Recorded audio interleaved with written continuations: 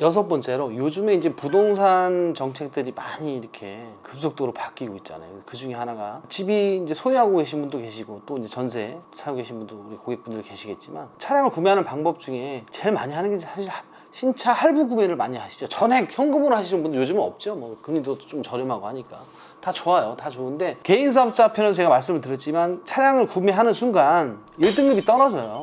자, 그건 어차피 필요하니까 떨어지더라도 차량을 우리 구매해야겠죠. 근데 문제는 또 뭐냐면 우리가 사실 집을 구매하는데 많은 에너지와 우리가 사실 준비들을 하시잖아요. 근데 DTI라고 해서 총부채 상환 비율을 우리가 지금부터 따지게 돼 있어요. 담보대출 역시도. 그래서 수도권에 이제 과밀된 지역뿐만이 아니고 모든 이제 지방도 DTI를 따지게 돼 있는데 차량 할부금이 그 포지션이 상당히 커요. 왜냐면 월급이 300인데 내가 36개월 올 할부로 내게 되면 한 달에 한 90만 원 정도 지출이 나가거든요. 그러면은 또 이제 기본적으로 이제 신용대출 좀 받고 계시고 뭐 이렇게 이걸 또 다 차감을 하게 되면 담보대출 한도가 안 나오는 경우가 종종 발생해요. 그래서 이런 주택 구매 계획이나 전세에서 이제 구매 계획이 있는 분이나 또는 이제 뭐 24평에서 34평으로 이전 계획이 있으신 분들도 사실 이런 부분들도 상당히 민감하고 전혀 예상하지 못했던 부분들이죠. 장기 렌트카를 이용하시면 제가 사업자 편에서 말씀을 드렸지만 부채로 잡히지 않아요. DTI에 영향을 전혀 주지 않겠죠. 은행연합회도 전산에도 반영이 안 되고 신용정보에서도 반영이 안 되고 이 부분은 해당 사항이 되시는 분들은 상당히 민감한 부분이기 때문에 이 부분을 아주 고려하셔야 해서 근데 차도 필요하고 주택도 구매하셔야 된다면 무조건 우리 고객분들은 장기 렌트카를 이용하셔야 그런 부담감을 덜 수 있겠죠.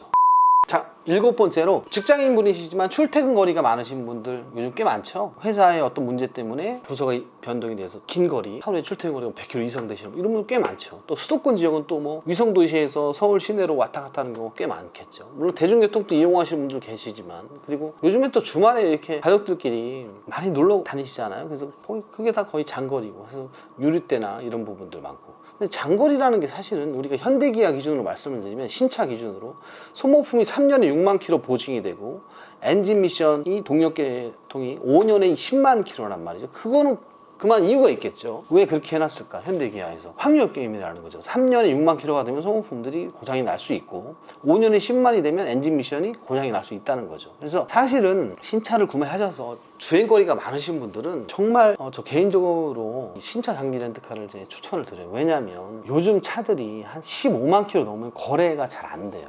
되더라도 아주 저렴한 가격에 본인이 생각하시는 것보다 아주 싼 가격에 매매가 되고 있어요. 소득 수준이 높아지면서 그런 영향도 있겠지만 사실은 주행거리가 많다 보면 1년에 직장인 분이시지만 한 3만 킬로에서 4만 킬로를 탄다 그러면 5년을 타시면 15만 킬로가 되고 4만 킬로를 타시면 5년이면 20만 킬로가 되겠죠. 그러면 사실은 20만 킬로가 되면 중고차 시장에서도 큰 매력이 있는 상품이 안 돼요. 그래서 5년 동안 할부를 내시고 본인 차가 됐지만 본인이 생각했던 예상했던 차량의 잔존 가치가 남아있지 않는다는 거죠. 그런 부분에서 사실은 장기 렌트카를 이용하시면 반납을 하시면 끝나거든요. 렌트료만 내시고 렌트료는 말씀드렸지만 세금, 보험료가 다 포함이기 때문에 길게 보시고 계산을 하셔도 직장인분들한테 큰 도움이 되는 장기 렌트카입니다. 자, 8번째로 남자분들이 차를 참 좋아하세요. 저도 차를 좋아해서 이쪽 일을 좀 하고 있지만 차량을 자주 바꾸시는 분들이 계세요. 근데 본인만 몰라요. 차량을 자주 바꾸시는지. 이게 무슨 얘기냐면 차를 새 차가 나와서 아주 심사숙고 하셔서 차를 샀어요. 사면 다 그러시진 않겠지만 간혹 영상을 지금 시청하시는 우리 고객분들 중에 잘 한번 본인을 되돌아보자는 거죠. 차를 딱 사면 10년 탈 마음으로 차를 사요. 하지만 우리 몇 년씩 타셨나 한번 생각해 보자고. 저도 마찬가지예요. 한 2년에서 3년 타면 차가 질려버려요. 왜 그런지 모르겠어요. 우리 뭐 너무 신차들이 계속 쏟아지고 기술적인 부분이나 컨텐츠적인 부분에서 많이 변화가 심하죠. 그러다 보니까 특히 디자인도 마찬가지고 내 눈에 안 들어오기 시작하는 거 어느 순간 한 2년 정도 타면. 그래서 이런 생각도 한편으로는 해요.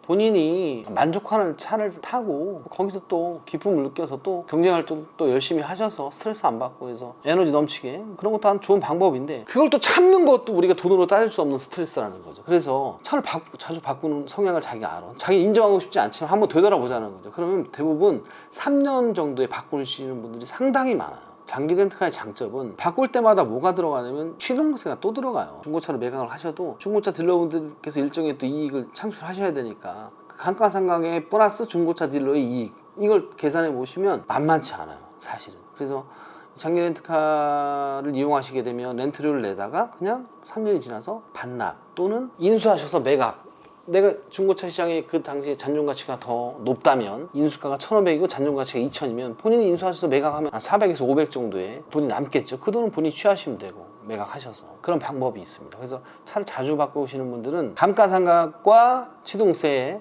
여기에서 상당한 도움이 되겠죠.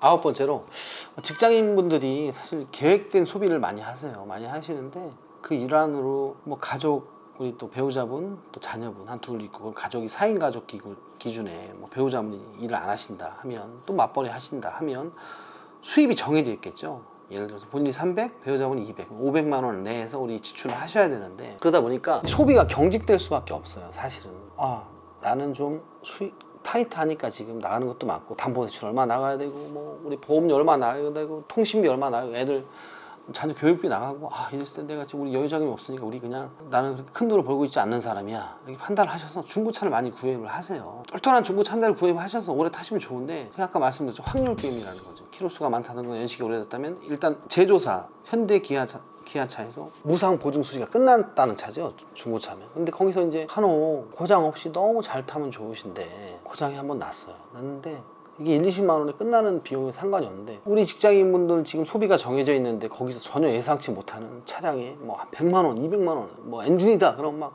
400만 원 이 정도의 수리 비용이 발생이 되면 상당히 이제 소비가 흐트러지겠죠. 흐트러지고 스트레스는 뭐 제가 설명 안 드려도 아시겠죠. 그런 그 리스크를 사실 또 불안감 그런 거를 안고 중고차를 소비하기에는 글쎄 제 건강에도 안 좋을 것 같아요. 사실은. 그래서 조금 비용이 나가 보이지만 그런 리스크 없이 비용을 예상할 수 있는 범위 내에서 장기 렌트카를 이용하시는 것도 본인의 스트레스에 큰 해소가 되지 않을까 이렇게 생각합니다.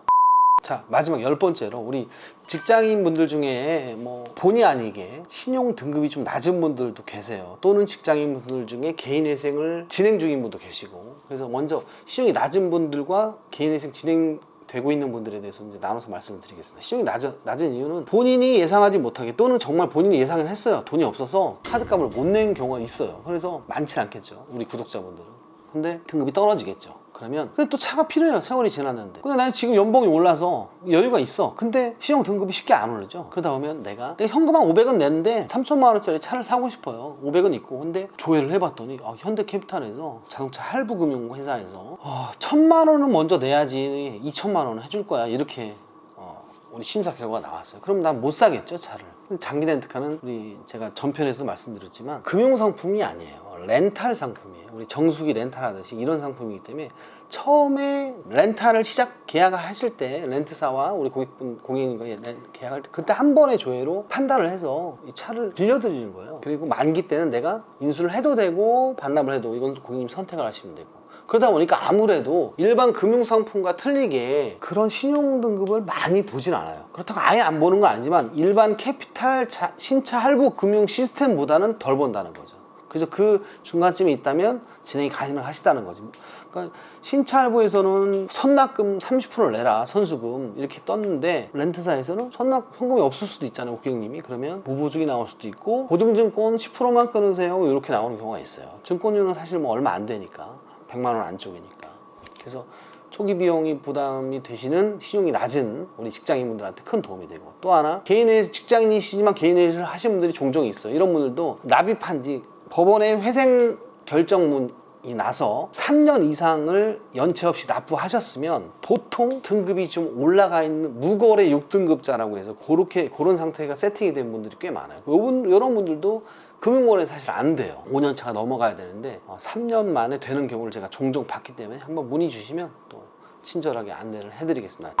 직장인분들 중에 또 난 현금으로 살 거야 굳이 뭐 장기 렌트가 필요 없어 뭐 틀린 말씀은 아닌데 이런 부분이 있어요. 예를 들어서 우리 현금으로 사시면 산 거에 대해서 이자를 주지 않잖아요. 근데 장기 렌트카는 보증금을 현금으로 거시면 이자를 한 5%에서 6% 카운팅을 해줘요. 그래서 그만큼 또 싸요. 그래서 사실은 이거는 그냥 지나칠 일은 아니고 문의 주시면 제가 비교를 해드릴게요. 본인이 지금 얼마의 현금을 갖고 얼마짜리를 살 건데 이게 장기 렌트카와 내가 지금 현금을 했을 때 장단점을 비교를 해줘라 하시면 제가 또 친절하게 안내를 해드리겠습니다. 직장인분들 장기 렌트카에 대한 장단점 말씀을 드렸는데 좀 부족하더라도 끝까지 시청해주셔서 너무 감사드리고 다음에 또 뵙겠습니다. 이상 렌트왕이었습니다.